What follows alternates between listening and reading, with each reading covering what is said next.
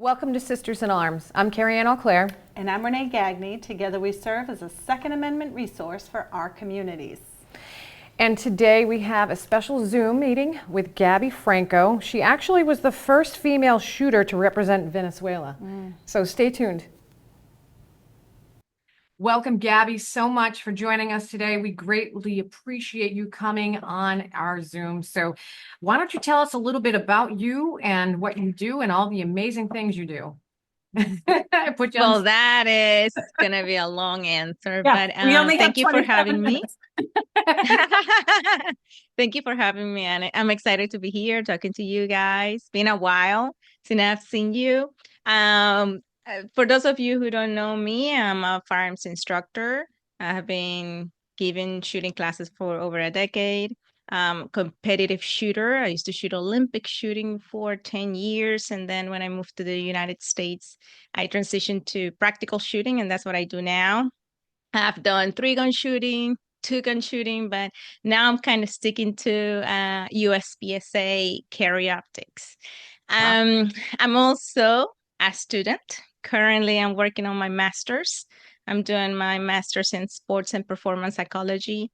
Um, and it's a funny story, or I wouldn't say funny, but interesting story for me that I moved from Venezuela and I left my university. This was over 22 years ago. And then 10 years later, I was, determined to go back to school and get my degree. And then, like life goes, divorce, unemployment, everything crushed those dreams. And then 10 years later, after that, I was able to graduate with my bachelor's in psychology, and always thinking that even though I'm a firearms instructor and going back to school would have been a lot more difficult for me and putting a lot more pressure because of everything else I do, I always believe that bettering myself is always the best way to go. And so that's why I'm pursuing this master's of performance psychology, because it would help me even more be a better instructor and help in a more if you will, in a better way, in a complete way, everybody. Not only in the shooting technique, but also in the mental aspect, which we know is very important. And I'm a mother, I'm a wife. I love my mommy life, my wife life. And so, yeah, there's a lot to it. That's great, Gabby. You know, you had me when you said when you're talking about the mental component, because I feel like a lot of instructors kind of treat their students like cookie cutter, like here's the information that we have to give you. This is the curriculum. Here we go. And every individual is so just that, individualized, and people come from different spots in their life. Some have trauma, and so being able to have that education must be very, very helpful for your students. Help them work. Yes. And like I said before, I come from a background in Olympic shooting. And I had a coach. I was very fortunate to have a coach in Venezuela, because that's where I did Olympic shooting, and I had a coach with me 6 days a week. Okay, not everybody can afford that. And it was not even, my parents didn't pay for it. In Venezuela, for example, the government paid for the coaches and the travels. Wow. It's a different, yeah, it's a different way of doing things in sports outside of the United States. And so I was fortunate enough to have my coach all the time. And this is a sport that, the shooter doesn't move, the target doesn't move. And you would think how easy that is, right? And I still had a coach all the time working with me and on my teammates about the mental aspect. And that's what Olympic coaches do all the time. And so that's the difference when most general people think, when they think about shooting, oh, I just need to pull the trigger. I just need to aim and that's it. But there are many inner thoughts that can become kind of convoluted. And what I'm trying to say is that like the fundamentals. Who doesn't know the fundamentals, right? They seem very simple. And yet it's often difficult to maintain that overall, and I'm not even adding speed, I'm not even adding movement, just staying still and trying to shoot accurately is a complex issue. And it's just because of the way we think, the way we perceive information, and obviously our background, right? If you have some fears, if there are internal fears that they are not resolved and they are not explored, it's very difficult for that person to overcome, for example, anticipation. And some people, and you hear the instructor saying, "You're anticipating. Stop anticipating," and the trigger, and they put the coin, and yeah, they show the person how to do it right. But because there are internal issues that need to be, it could be just just a simple inner fear about the noise. Right. It could be, or for example, could be also that the person doesn't have the right ear protection, and simply, or that person's more sensitive to the noise than another individual. So as an instructor, and obviously with this degree, it helps me enhance those skills that I already have to be very detail oriented, and not only in the technique, but in the person itself. And that's why I keep my classes small. Right. I have a nursing background, and I noticed that with hearing, you mentioned hearing, that's a really big thing with my students. Anyone who's had concussions and issues with hearing, some of them can be so sensitive to hearing, and we're desensitized to it, but they sometimes never get desensitized. So I love that you're addressing this, because it really plays a big role in how you're able to function with your firearm. Could be also part of too that they're gonna get through something, but So do you do like an intake or anything with your students when you first, have your first session with them? Do you just kind of treat the symptoms as they happen? But generally I don't know them, right? It's the first time when I go to a different state and I give classes, like I have a class in North Carolina coming in October. They're going to be the first time I see them. So I won't have the time to, ahead of time, see how can we solve the issues. However, I do send them to all my students. I send them a survey. I send them a survey of what the issues they think they have, because and generally this survey doesn't even have a name or something, just to have a very honest assessment of themselves. Okay, nobody knows yourself but you, right? And we can lie ourselves all we want, but when there's no name, people are more motivated to be honest with their issues, right? So I do that, but generally speaking, I go and tackle those issues as they happen. And that's why I keep my classes small. My classes don't go more than 8 people, and that's a max. That's a max. And I know it's easy as a farm instructor to pack a class, could make more money and all that stuff, but there's one thing in me that I'm like, I want everybody to leave the class, not necessarily shooting like super perfect, because that's completely out of my control. I can give them the best technique, and some people are just close in their ways, and there's very little you can do that in short time. However, most often people leave shooting way better than they came in, and those who struggle the most, they take away, they understand now what is the issue, and they understand that they need a little bit extra practice. And sure enough, after a few more trainings, now knowing what's wrong, like I'm saying, anticipation, for example, to give an example, I see anticipation also as a one thing. And you've been in the medical field, imagine if you get a patient saying, "Oh, I am sick," and you're like, "Okay, but give me some symptoms," and he's just, "I'm sick." And you're like, "I cannot help you if you don't tell me if it's pain in your head, if you have a headache, a stomach ache. I just a general term of sickness is not the best way for me, in this case for you, in the medical field, to help that individual." The same thing in shooting. We treat anticipation as a one thing. I'm anticipating, but what is real the source of it? Okay, are you looking for it? Right. And so I have worked and refined those terms, and that helps me as an instructor pinpoint those issues. Love it. Gabby, you should teach a class to instructors. Yeah. That's I good. it's not like I haven't considered it. It's just like I'm saying, I went back, I finished my bachelor's last year, full-time Yeah. student, plus everything I do. And now I'm back on my master's. But I'm sure as soon as I'm done with my master's and having perhaps a curriculum adding everything I know now and all the training, it would be a better approach to teach instructors. But for sure, that's it. That's in Well, the, you in the let us list. know. But We'll be the That first. would be your guinea pigs.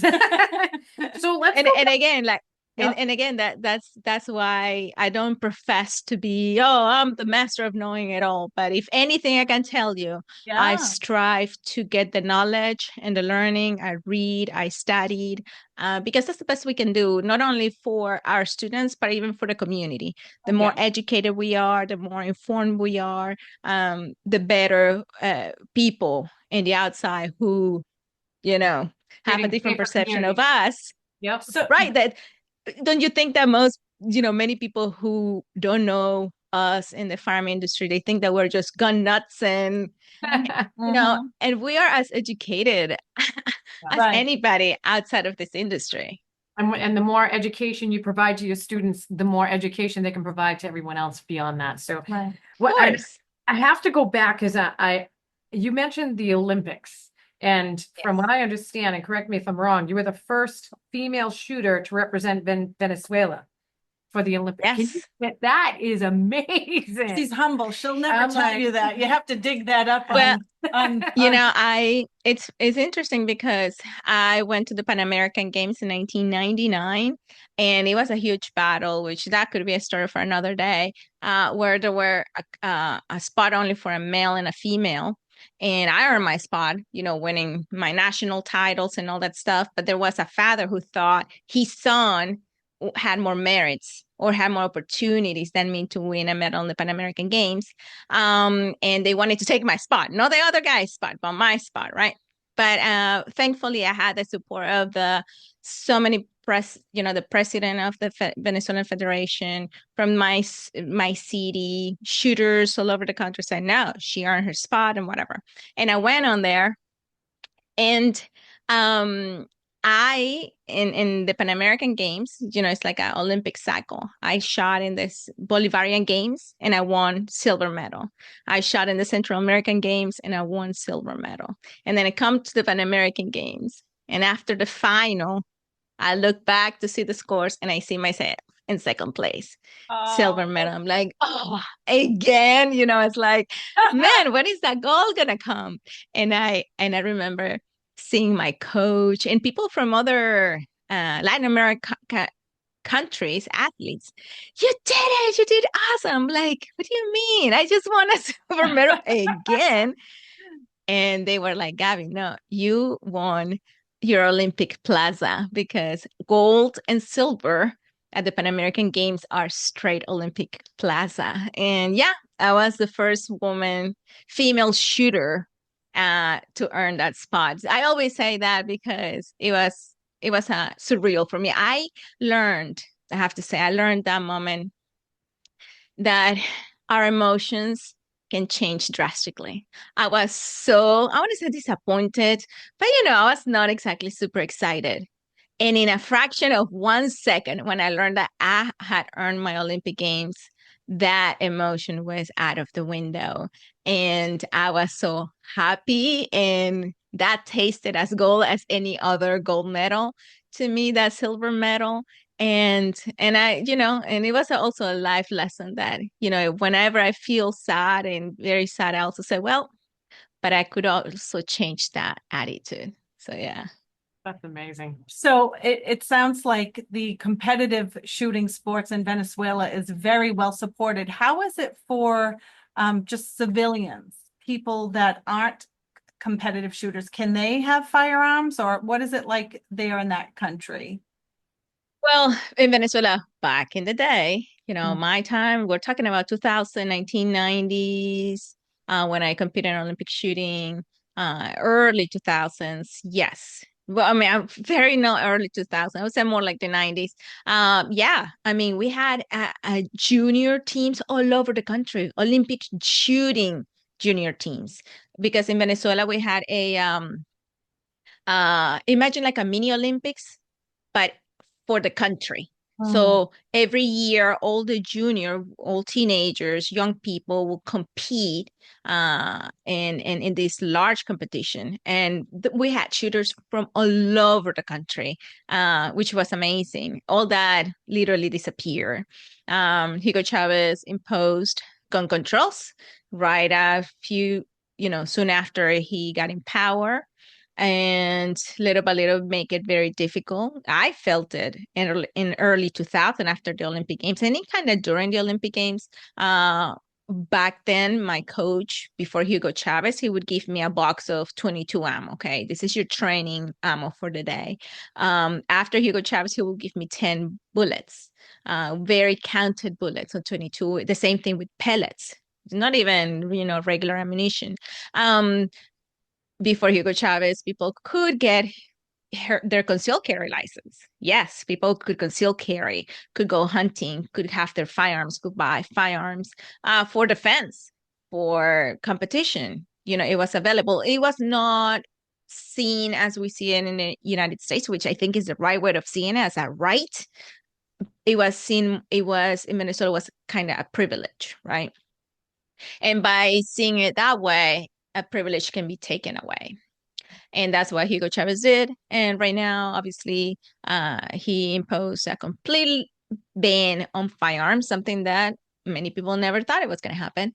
He banned all firearms, and only the criminals nowadays have firearms. So it's not like when people say, "Oh, we're gonna ban firearms," and they're gonna suddenly disappear, magically disappear. Of course, that never happens. And it just, criminals are terrorizing Venezuelans. Right. That's awful. Right. Well, we are glad you're here with us. And Me too. And we met you through Women for Gun Rights. And I Yes. remember meeting you for the first time. I thought you were absolutely amazing, such an inspiration for all of us, and inspiration for many, many women, and a lot of young women too, and women that are coming from different countries that are trying to figure it out. So I thank you for that. But can you tell us a little bit about Women for Gun Rights and what brought you to that I think organization? it was an excellent, or it is an excellent organization, especially when we have other organizations that try to portray that women should not have firearms, that women should have no business with firearms. And that's completely opposite of how I was raised and how I see the world. And I think it is actually the right, the right of anybody. It doesn't have to be just women or men. It's the right of everybody to own a tool that provides you that effective action to defend your life. And so Women for Gun Rights, I think that's what I liked. That I was like, yes, I want to be part of this organization, or help and participate as much as I can to protect those rights we have here, like in Venezuela, and I always go back to it because that's my experience. And no, it's not like an experience as a lone person, because we all have our particular experiences. No, this is an experience of a whole country. It's an experience of a whole generation who was changed forever.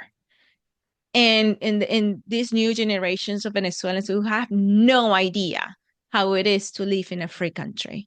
So Women for Gun Rights was like my spot. I was like, yes.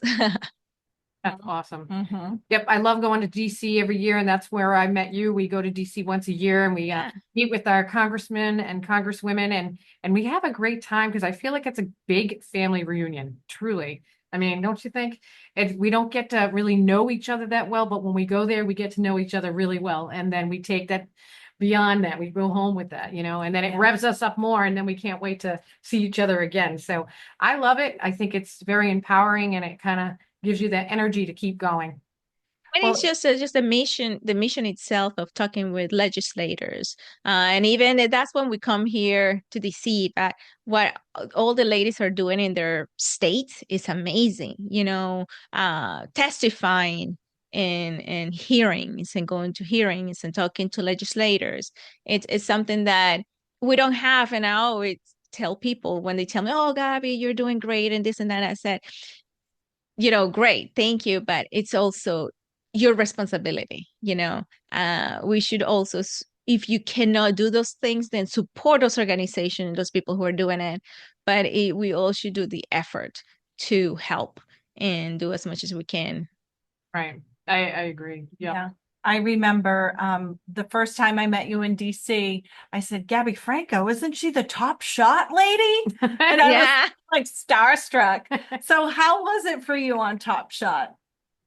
It was an amazing experience. And, I'm obviously not an actor. So people say, oh, Top Shot is another reality show. People are just acting up and they fight. I'm like, no, it is real. I am as real as I am here on Earth.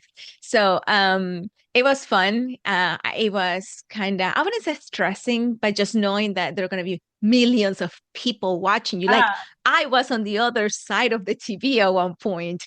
And then the first day when, well, we were able to get to the house and we got our spot to be in our teams and stuff. And I see all the cameras in front of us and we're sitting in the living room. And I look at my jersey and look at everybody. And the first thought was like, man, I am on the other side of the TV. This is gonna be interesting. Yeah, and I love shooting different firearms. Like, there was one thing I always remember. Well, two things that are very distinctive to me. The BAR, that we have to shoot the BAR, and that's a 30-06 rifle. And all I felt when I was shooting that rifle was like a chicka, chicka, chicka, chicka, chicka, chicka, chicka. I thought it was the most amazing thing. And the other one was the cannon. Like when in my life I'm gonna shoot that cannon. And the instructor, I don't know if he, because I had a ponytails or something, he thought I was and I'm petite. Okay, I cannot help. I'm petite. I'm a little woman.